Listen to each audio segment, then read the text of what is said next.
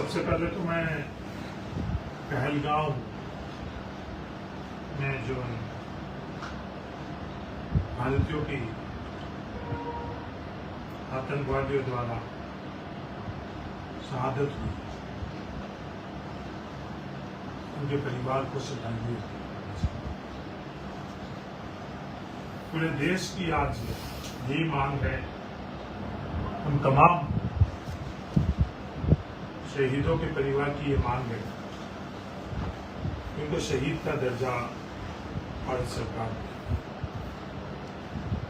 जो भी दोषी है, जहां भी वो है, उनके खिलाफ सख्त कार्रवाई करे, जिससे इस तरह के कृत्य की पुनरावृत्ति इस देश के अंदर कभी किसी की करने की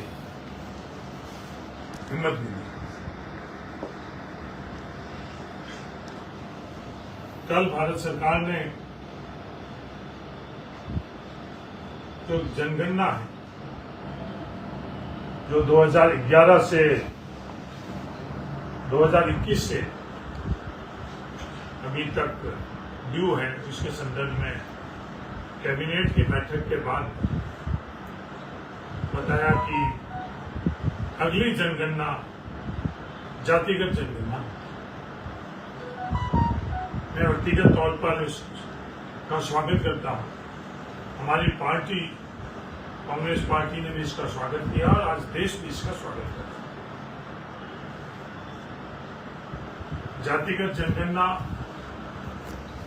के संदर्भ में कई सवाल उठाए जा रहे हैं, कई तरह की क्रांति उठाई जा रही है।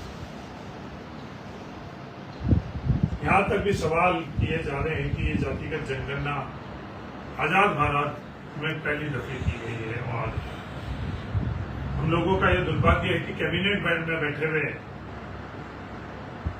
मंत्री जब इस तरह के गलत तत्व देश और दुनिया के सामने रखते हैं, तो इससे ज्यादा दुर्भाग्य कुछ नहीं। ये जातिगत जनगणना के संदर्भ में कल शिवराज सिंह जी ने भी प्रेस कॉन्फ्रेंस करी और सोशल मीडिया के माध्यम से भी बात करी। मैंने उनसे कुछ सवाल पूछे, उनका जवाब अभी तक नहीं है, जो उन्होंने गलत बात की। 19 मई 2011 को उस समय की तत्कालीन यूपीए सरकार कांग्रेस के नेतृत्व के लिए उन्होंने फैसला किया कि 2000 भी लातों तक आ गया था कि जो इस तरह की बात करेगा उसको लात, पर जो जन भावना की लात किसको पड़ी, लातों के संदर्भ में क्या हुआ, ये तो वो लात वाले लोग ही जानते। जातिगत जनगणना के संदर्भ में लगातार पिछले कई वर्षों से हमारे नेता राहुल गांधी जी लगातार इस मांग को लेकर संघर्ष कर रहे थे। यहां तक उन्होंने संसद में कहा कि ये तो करना ही पड़ेगा, अगर आप लोग नहीं करोगे तो जो भी आने वाला प्रधानमंत्री है वो करेगा। इस मांग को लेकर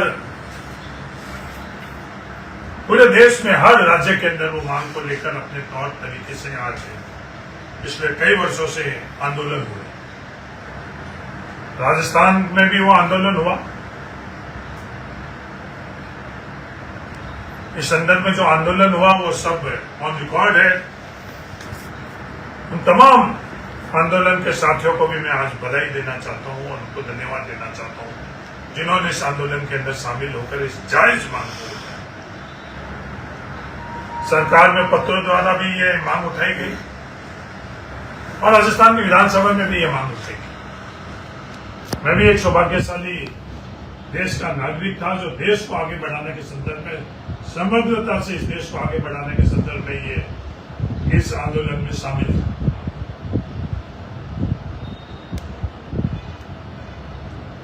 जातिगत जनगणना पहला कदम है एक्सरे कि देश के अंदर स्थितियां क्या है, हर वर्ग की स्थिति, क्योंकि कई तरह की भ्रांतियां इस देश के अंदर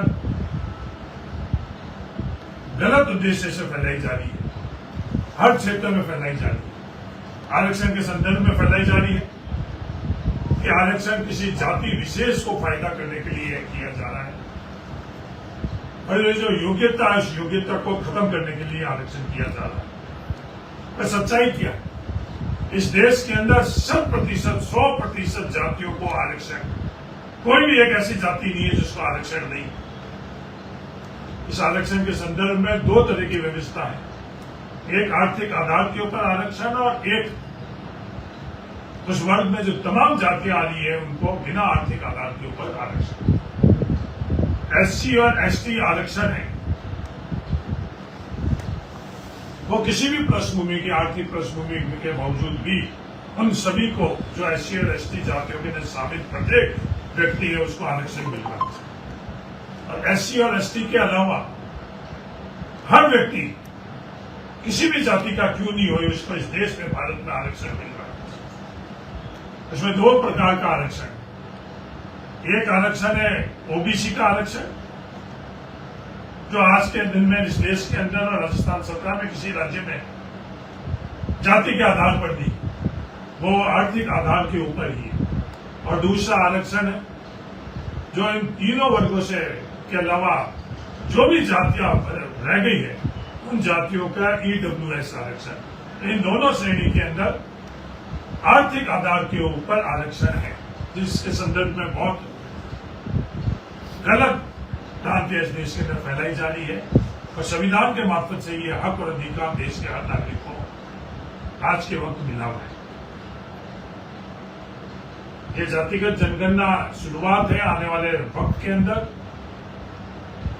संविधान संशोधन कर 50% का कैप जो सीमा है उसको हटाने की आवश्यकता है।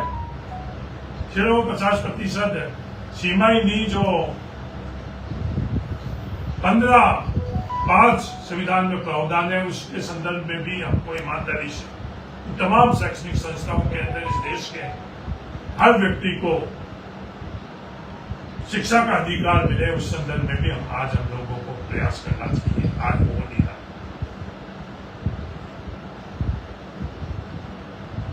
कई तरह की गलत धारणा, भ्रांति, शब्दावली प्रयास के बाद में आज देश के सामने झुकना पड़ा। वो गलत अहंकार था, आज वो टूटा देश में। अभी पहली दफे नहीं हुआ, लगातार जो पिछले दिनों के अंदर इस देश के अंदर घटनाक्रम हुए, जो हमारे नेता राहुल गांधी जी ने भूमि अधिग्रहण बिल के संदर्भ में ऑर्डिनेंस नरेंद्र मोदी जी लेकर आए, जब देश के किसान एकजुट हुए तो नरेंद्र मोदी जी को देश के किसानों के सामने झुकना पड़ा और वो भूमि अधिग्रहण बिल के ऑर्डिनेंस विड्रॉ करने पड़े। कोरोना के संदर्भ में जो राहुल गांधी जी ने बात करी वो आखिर में सच हुई। तमाम प्रकार की जो असत्य उत्तर उस वक्त भारत सरकार ने दिए, वो तमाम उत्तर तो असत्य देश के सामने है, और इस देश को उनके राहुल गांधी जी के प्रति हास्यास्पद बातें करना और उनको नजरअंदाज करने के कारण देश के हर नागरिक को कितनी पीड़ा उठानी पड़ी और देश को कितनी कीमत उठानी पड़ी, आज पूरा देश अच्छी तरह से जानता है। नोटबंदी के संदर्भ में यही स्थिति रही और जातिगत जनगणना के संदर्भ में भी ये बात बहुत हंसी उड़ाई गई, बहुत कुप्रचार किया गया, जो आज भी लगातार वो कुप्रचार किया जा रहा है, हर माध्यम से किया जा रहा है। क्या देश के हर व्यक्ति को आर्थिक जो हमारे देश की ताकत है उसमें हर किसी की हिस्सेदारी भागीदारी होनी चाहिए या नहीं होनी चाहिए? जब ये सवाल उठता है तो इसमें हर किसी की हिस्सेदारी भागीदारी होनी चाहिए। एक पत्रकार के नाते आप लोगों की भी हिस्सेदारी भागीदारी होनी चाहिए, या सिर्फ जो ये मीडिया के मालिक हैं उनको ही आर्थिक तौर के ऊपर उन लोगों की हिस्सेदारी भागीदारी से कर जानी चाहिए? आज क्या देश के सामने ये सवाल नहीं है? देश के मीडिया के पत्रकारों के सामने ये सवाल नहीं कि उनका कठिन ईमानदारी से किया गया परिश्रम के सामने उनको आर्थिक तौर पर क्या मिल रहा है? क्या देश को जानने का इसका अधिकार नहीं है? क्या पत्रकार वर्ग को जानने का इसका अधिकार नहीं? उनको कितनी तनख्वाह मिल रही है, उनको कितनी सुविधाएं मिल रही है, और ये मालिकों के अपने एजेंडा के मार्फत से आर्थिक ताकत बढ़ाने के साथ साथ उनको कितना इससे धन बल की ताकत बढ़ रही है। क्या ये देश को जानने की आवश्यकता नहीं? इस तरह के हर वर्ग के साथ आज जो हो रहा है, मैं तेलंगाना सरकार को भी इस वक्त के अंदर बहुत बहुत धन्यवाद देना चाहता हूं कि तेलंगाना सरकार ने जो साहस से कदम उठाया जातिगत जनगणना के संदर्भ में, और जो आंकड़े सामने आए, उसके कारण भारत सरकार को विवश होना पड़ा।